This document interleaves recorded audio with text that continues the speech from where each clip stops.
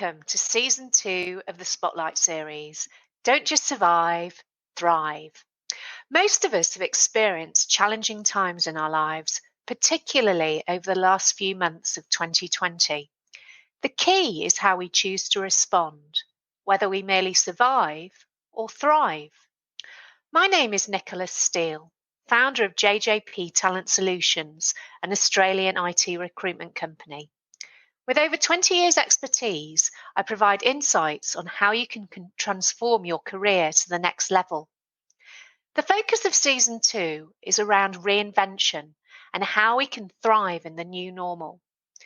In this podcast, I speak to experts from a variety of professions, including HR, technology, marketing, and business coaching.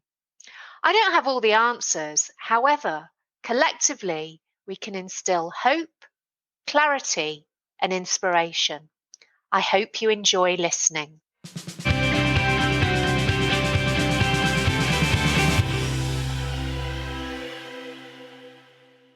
I'm delighted to introduce Luke Faccini. Luke is Chief Brand Strategist at The Sponge, co-founder of Good North, and also author of Impact Brand Storytelling, a how-to guide for founders hell-bent on changing the world. Luke, thank you for joining me on Season 2, Episode 11 of the Spotlight series, Don't Just Survive, Thrive. So Luke, you run a branding agency called The Sponge, which helps business owners rebrand with purpose. What do you mean when you say rebranding with purpose? Ooh, go for a big question to start. I like that. So I believe that awesome is no longer enough. Today, that is the benchmark, and that means that you could have the most awesome product or service, best culture, best marketing, all of that stuff. But if you're not doing something good in the world, as soon as somebody else opens up in your space that is, and it's at no extra cost for your market, then you're irrelevant. So what we do is help people stay ahead of the curve and unlock that good human potential that they have, because most people are good at home, but there's a disconnect with their business. So we help them bring that purpose, that goodness, that good human self into business and rebrand around it. That's really fantastic. And can you give me some examples of clients that you've rebranded with purpose and their stories? Oh, okay. I'll talk about one that I'm dealing with at the moment who has a commercial fit out company, and they're competing as a commodity for lockers and pro forma furniture for office spaces, and they've been undercut by the project of construction manager or builders because it's seen as a commodity. Through the process of our culture development workshop with them and understanding what they're passionate about, we've helped them put a focus on mental well-being, or mental and physical well-being of both their teams and all of the guests that use the lockers and the equipment that they build. So we're in the process now of building out the whole brand and the campaign around that, a longer terms bolted into the business. So it's really a cultural shift for them, but it's a brand shift for them too. So it's no longer about the commodity, but it's about their different audiences investing in this impact. By choosing them, they're choosing this. So it's for them, it's a bit of a paradox. It often is, because people don't understand this until they see it, and then it makes sense. It's, wow, we can do that. Just the morale boost on its own is incredibly valuable, but seeing what happens in the market, which we're about to see with this one soon, our goal is that these construction managers and builders will be invested in the outcome too, and not swap them for the alternative. So all things being equal. Yeah, so not just competing on price, and also that mental well-being is important all the time, but at the moment and in the future is going to be so highly relevant because of this pandemic and the effects that it's had. Absolutely. And the reality is that most people are doing these things, but they're doing them humbly and privately. When by doing it with authenticity and talking about it and inviting your customers into that as a co-creator, you're both enabling your customer to feel involved and have the rewards, share the rewards as a co-creator in that impact. But you're also popularizing this as something that businesses should be doing, because every business should be doing it. It should be normal, right? So it shouldn't be like, oh, can we do it versus why aren't we doing it? Definitely. So you don't need permission, just do it, basically. And the Sponge is also a certified B Corp. So what is a B Corp? Yes, B Corp is it's been around for, I think, close to 15 years now, maybe longer.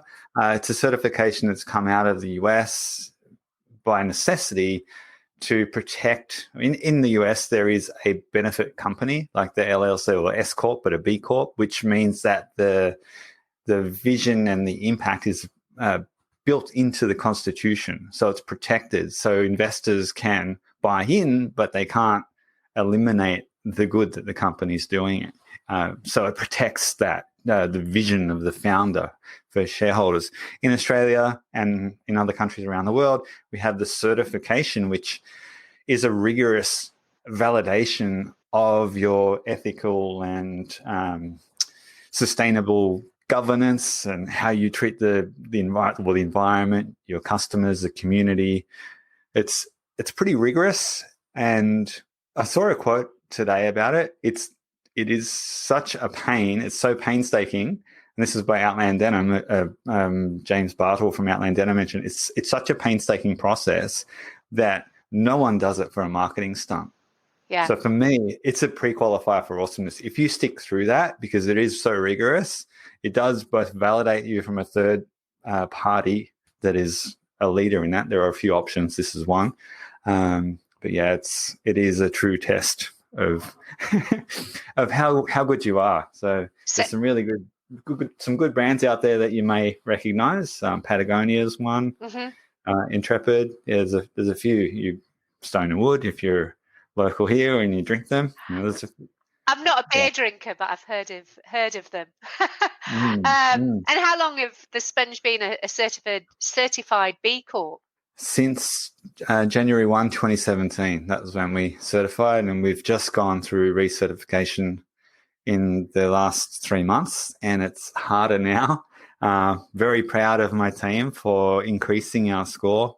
Went up by 13 points. So, and that's the goal. It's like sets the standard for you and your team to then build on. And yeah, it's kind of cool to be able to improve. Congratulations. That's brilliant. Thank you. And you do quite a lot of webinars as well, and I attended one of them about storytelling. It was great. It was a nice bite-size lunchtime event, and your own story really resonated with me. So tell me a bit more about that aha moment that you had. Perhaps I'll give you a short recap of that story. I don't think I can jump straight to the aha moment. I started my business way back in 2000, and it was very, how can I say, I was very commercial. I was a capitalist, and I was about making money, doing good work, and that was it. I didn't care who I helped. I was a bit of a brand whore, a brand cowboy, and I found myself in a bit of a hamster wheel of doing good work, making money, spending, growing for the sake of growing. And that was life, fairly unrewarding. And one Saturday morning, I found myself on my couch by the bay in Sydney, where I was living in Concord, beautiful summer's day. I remember the breeze coming in. I was flicking through Netflix, looking for something to watch, and I hit play on a documentary, which looked watchable. And to this point in my life, I'd not actually thought about the true cost of things. I was happy, ignorant bliss. And this documentary was called The True Cost. And before it was done, I was done. It took me through the devastation in the fast fashion industry, the collapses of the buildings in Dakar, senseless deaths, murder, devastation to landscapes. It revealed to me supply chain, and I'd never seen it like that before. And that changed me in that moment. It's like, I can no longer work for brands that are about profit at all costs. So I imploded my business. I fired a whole bunch of clients and started again. 16 years after started again from scratch with the intention to have a positive impact in the world. Wow, that's a really bold move, but obviously it's really paid off. It was 16 years ago, did you say? That was 16 years after starting. So that was the end of 2015. And so beginning of 2016, I started from scratch, which led me to B Corp certification a year later and finding my tribe. Fantastic. That's an amazing story. And in terms of you do lots of webinars and workshops and everything. Tell me a little bit more about those. Yeah, so the one you attended was one of our monthly marketing munchies, and they're part of our impact initiative to offer free training, and we essentially step through some tasty morsel to help people to be better brands. So that's our goal. Our purpose is to help good businesses become better brands, and not everyone can afford us. So we have our grant and we have our free training. Yeah, you came to a storytelling one. Storytelling is a big part of what we teach and preach because everything is resolved as stories. So every aspect of your brand, every touch point is telling part of a story because the person that sees it or experiences it resolves that to story. So the more you can master your storytelling, the more your brand is coherent and powerful at every point of touch, every contact point. Yeah, I really liked it as well because it was short to the point and really had some amazing actionable steps. And I'd been procrastinating on something for days, possibly even weeks. And once I finished watching it, I just got on, did it, and great, it was done. So thank you very much for giving me that proverbial kick. Thanks, Luke. And you've also, your book talks about impact brand storytelling, getting back to the storytelling again. So tell me a bit more about that. Yeah, so our framework that we use with every new client is to help them get clear on this framework, the impact brand story framework. And it's really understanding who you are as a brand, so that your culture, everything in there, your purpose, values, vision, your ethos, how you deliver, all of that good stuff. And then another part is who your buyers are, so getting clear on who they are, and of course your impact model. And then when you connect all three of those with story, and it's the right story for the right audience at the right time, you get this compound growth, and that's both in positive impact and profits. So the book is about that. It details that process. And while the subline there is it's for founders hell-bent on changing the world, I think anyone in business today can benefit from it, anyone that's leading a business. So it forms the foundation for all projects that we work on, whether it's a new name, new brand strategy, anything. Solid foundation means a solid brand, a solid project. Which is like anything in life, really, a solid foundation is what you need.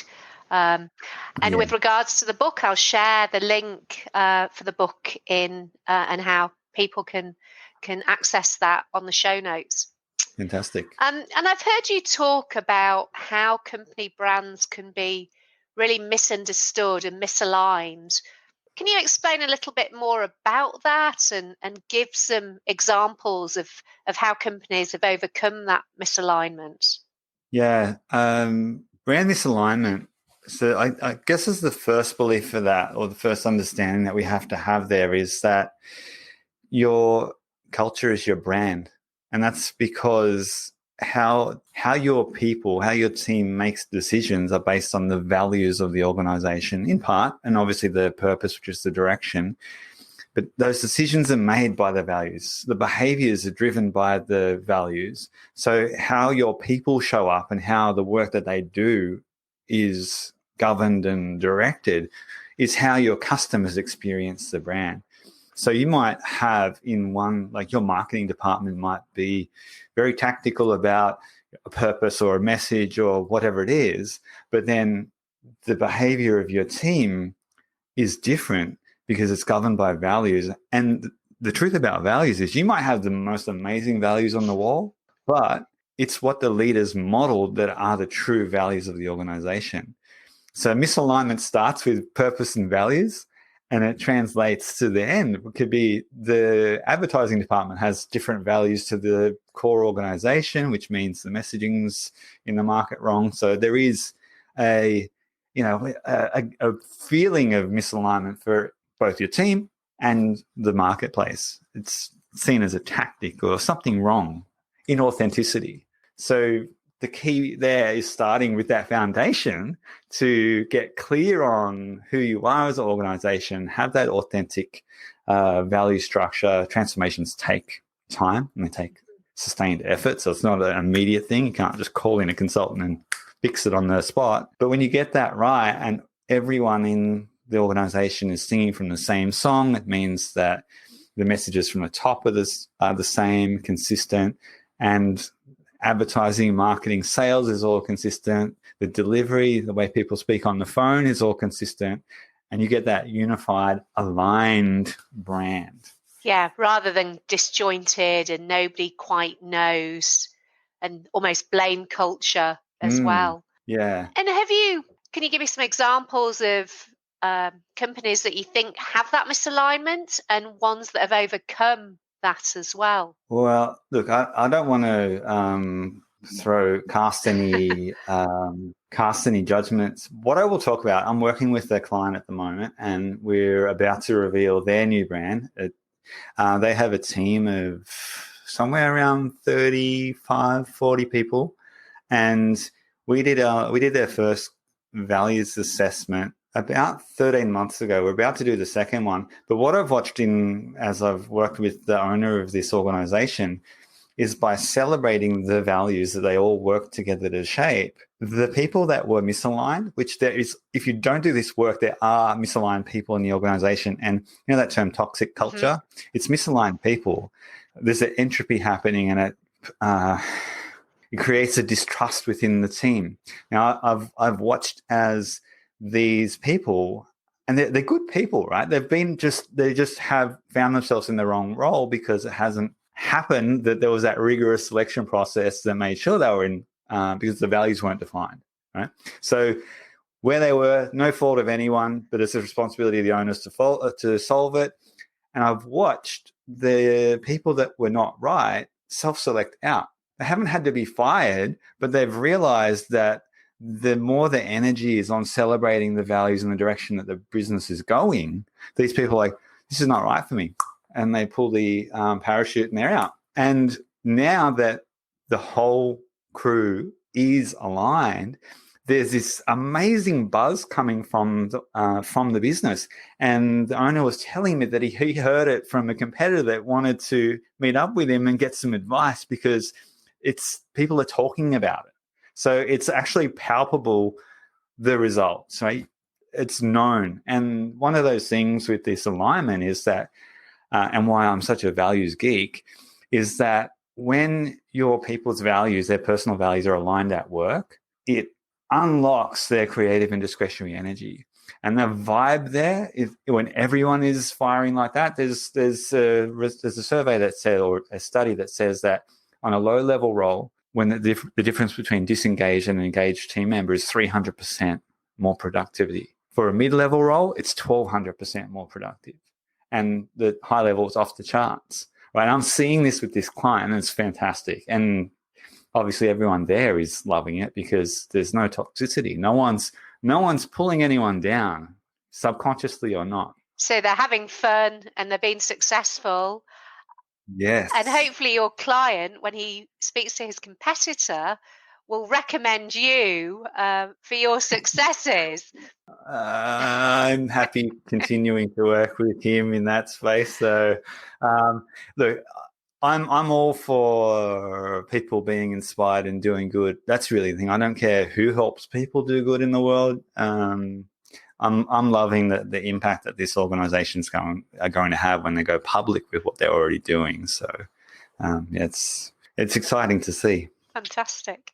And that's kind of brought me to my next question. So you're also the co-founder of Good North.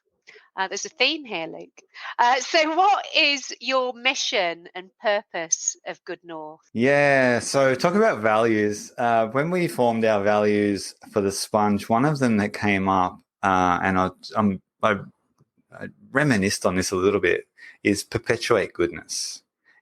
And that was our desire as a team to do good in the world. And that has become my personal driving value. And it's on my whiteboard that sits behind my PC. So it's perpetuate good business in that sense. And it's every conversation, every client.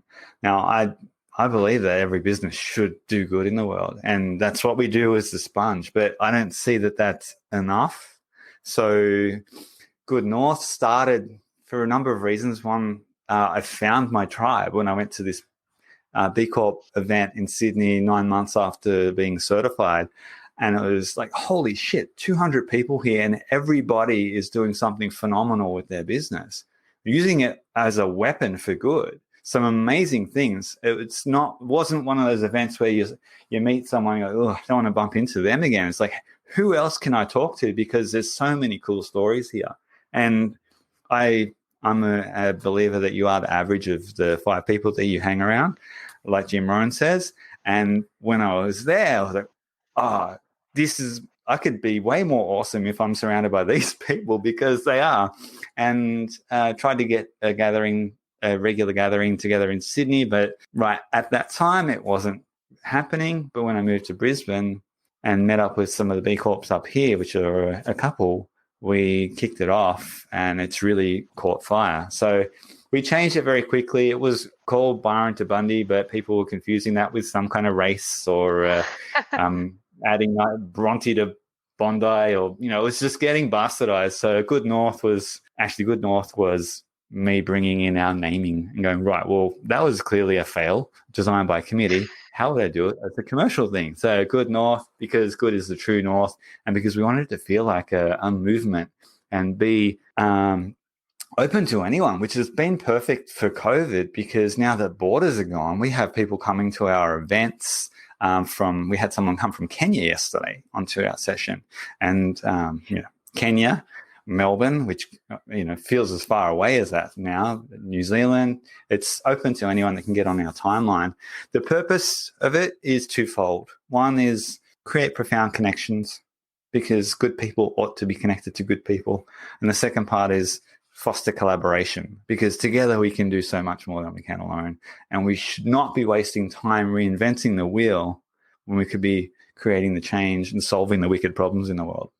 Fantastic. And I did attend one of those Good North events, and I met somebody in Sydney, an Australian in Japan, an American lady in Turkey. I travelled all over the world that morning. It was fantastic. And as you say, we can't travel at the moment. So it was really, and it was fantastic as well, that everyone had that common purpose of doing good. So it was really, really awesome. And when's the next event? They're on every 3 weeks. Every 3 weeks. Pretty much every 3 weeks. The next one's on the 27th of August. If this is aired before then, everyone who aligns with what we've been talking about today is more than welcome to come. Otherwise, the same link, if you find it anywhere, it'll be about 3 weeks later. So you're more than welcome to attend. We were doing live events. These are fun online, and I'm almost hesitant to do the live events, because these are so easy and so much fun. But as soon as we can feasibly do them, we do the speed networking events in person in Brisbane. We had them scheduled for Sunshine Coast, Gold Coast, and Byron Bay prior to COVID. The plan was they were on the calendar, one each quarter in each of those cities, and alternating a curated collaboration experience offset to the speed networking, which was the following quarter. So anyone that aligns is welcome. You don't have to be a B Corp. You don't have to be in a purposeful role. We say inclusivity. As long as you are a conscious person and it resonates for you, purpose curious, purpose led, come along, you'll have some fun. You'll meet some good people. Fantastic.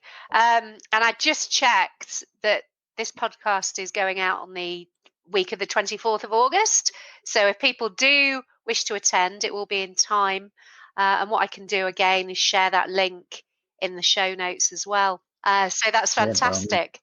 Well, Luke, thank you very much for sharing your insights. Is there anything else that you'd like to add? I am always keen to have a conversation about purpose. If you are purpose curious and you want to find out how you could potentially make your business better, by all means, jump on, contact me via LinkedIn. It's probably where I'm the most active. Say hello, mention that you heard this and that you want to talk purpose. If not, I'll see you at one of our events. Fantastic. And you're really easy to find on LinkedIn because it's Luke Faccini, Faccini. Yeah, I seem to be the only one. There was a guy that moved to Australia with the same name, but I think because he moved to the Gold Coast and I have a bit of notoriety there, he changed his name to Lucas. So Oh, how funny. Oh, wow. Goodness me. Oh, well, there you go. Well, thank you very much, Luke. And in the spirit of goodness, and you all have heard of B1G1 about having a positive impact on the world, and by simply doing this podcast recording, that will provide a month's worth of e-learning to a child in rural India. So thank you very much. That's pretty cool. Thank you. Thank you.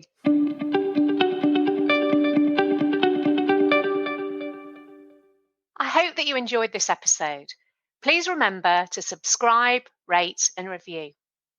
If you're looking for career advice, your next career opportunity, or to grow your tech team, then please call me, Nicholas Steele, on 0499 773 546, or go to our website, jjptalent.com.au. The Don't Just Survive, Thrive podcast is part of the Spotlight series, which includes the YouTube channel Spotlight on Software Development. If you want more insights into the software industry, particularly tech startups, then subscribe to the Spotlight on Software Development YouTube channel. Thank you for listening. Until next time.